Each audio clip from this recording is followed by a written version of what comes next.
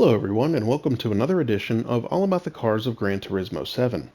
In this video, we're going to learn all about the 2006 Ferrari F430.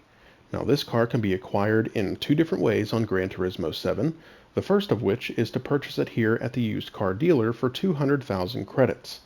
Now if you aren't familiar with the used car dealer on GT7, it rotates the cars in and out of the dealership every day, so this car may or may not be available for you to purchase at the time that you watch this video, but it will eventually rotate back in to the dealership and be available for purchase again in the near future, so be sure to check back often for its availability.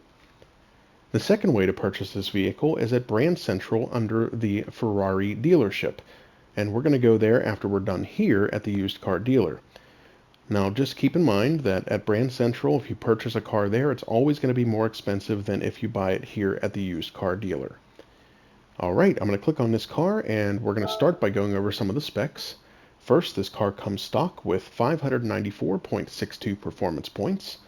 It has an MR drivetrain, meaning that the engine is situated at the middle of the vehicle and the rear wheels drive the car.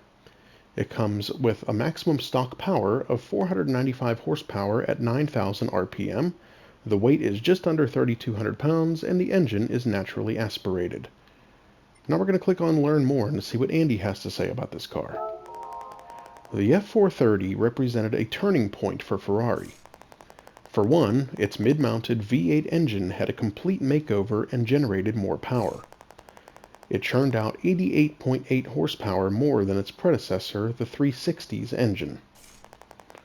The styling was inspired by both the 250TR and the Enzo, which accounts for its jaw-dropping good looks. Owning this car is the ideal way to experience the long and storied history of Ferrari on a daily basis. Alright, that's everything we can learn about this car from the used car dealer, so I'm going to back out to the main menu now. And we're going to go next door to Brand Central. And here we're going to go to Europe, down to Italy, and to the Ferrari dealer. Then to the Ferrari showroom. And the F430 is the first Ferrari in the list. Now as you can see, the price is more expensive than it is at the used car dealer at 243,200 credits. So it's exactly 43,200 credits more expensive than it is at the used car dealer. Now we've already gone over all of the specs, so I'm going to click on this car, and one of the cool things about buying a car at Brand Central over the used car dealer is that you get to choose the color. Now, I'm one of those guys that thinks that a Ferrari should always be red. I don't mind yellow and black every now and then, but there are 17 colors to choose from on this car. So I'm going to go through each one of them for a couple of seconds so you can see each one that's available. And what you'll do is you'll click on one of these colors to choose it, go to the previous menu, and click on Purchase to buy the car in that color.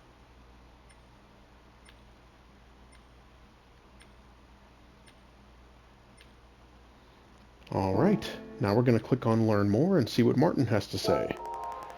If you're looking for a mid-engine V8 Ferrari, you can't go wrong with the F430. This successor to the 360 Modena boasts an additional 88.8 horsepower of power, coming from a sweet-sounding engine. The F430 came with carbon ceramic brakes and a computer-controlled LSD called the eDiff. To this day, few production cars can match the F430's performance on the circuit. Well, that's everything we can learn about this car from Brand Central, so we're going to back out to the main menu once again, and we're going to go to the garage where I'll get into this car and we'll learn some more about it. So here at the garage, I'm going to click on Change Car. We're going to scroll down to F for Ferrari, and just have to find the F430, and here it is. So I'm going to click on this car and we'll learn some more about it, but before we do that, we're going to listen to the startup sound.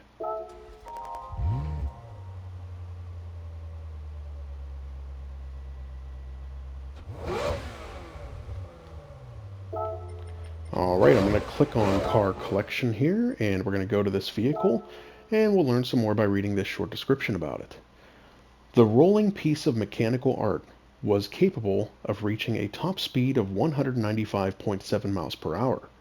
When one utters the phrase entry-level cars, It's usually meant to describe an inexpensive automobile whose sole purpose is to get people from point A to point B.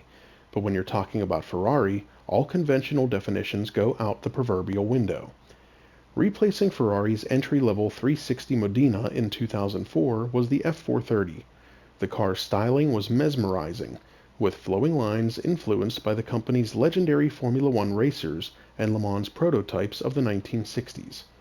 Mounted amidships was a sweet-sounding V8 power plant, unlike the 350 Modena's engine, which evolved from that of the 1973 Ferrari 308 GT4. In 1973, the F430's 4.3-liter naturally aspirated unit was completely new. Output was impressive, as it was rated at 483.2 horsepower at 8,500 RPM, eclipsing the output of the legendary F40's turbocharged V8. It came mated to a high-tech new twin-clutch transmission that allowed the driver to manually select gears via paddles on the steering wheel. The F430's chassis was a heavily reworked version of the 360 Modena's that featured a frame composed of extruded and forged aluminum. Part of the structure was altered to meet new, more stringent collision safety standards, and the floorboard was made of an exceptionally strong aluminum alloy used in aerospace called Extra Super Duralumin. With available carbon ceramic brake rotors and a top speed of 195.7 miles per hour, the Ferrari F430, whose base price was about $180,000, was perhaps the most desirable entry-level car in the world. Lots of great information about this car from Gran Turismo's description. Now we're going to back out to the main menu once again and go next door to the cafe, where we'll see if anybody is here to talk to us about this car. And there's no one here for this particular car. There isn't always somebody to talk to, but I like to check. And if they were here, they'd be next to this trophies icon. Not to worry though, we're going to make one final stop at the tuning shop, where I'll show you everything that can be done to improve this car's performance and power. So I have not done much, if anything, to this car to improve its performance, but I will show you everything that can be done to improve this car's performance points and horsepower. Under the sports category, everything is fair game with the exception of the sports brake pads and street suspension. Under club sports, you cannot add a sports brake kit, sports clutch and flywheel, or dirt tires, but everything else on this page is available for purchase. Under semi-racing, you cannot add a turbocharger, supercharger, or sports intercooler, but everything else on this page can be purchased and is available to be added to the F430.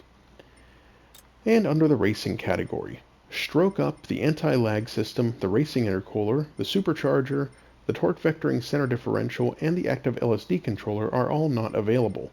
But everything else on this page is available for purchase and can be added to this car, including the fourth stage of weight reduction, which is a part, or an upgrade part, that is reserved for only a very few specific cars on this game. So the Ferrari F430 is unique in the fact that it uses that part, or can use that part. And I do want to mention before I go here that the F430 is not a bad choice to use in the World Touring Car 600 races.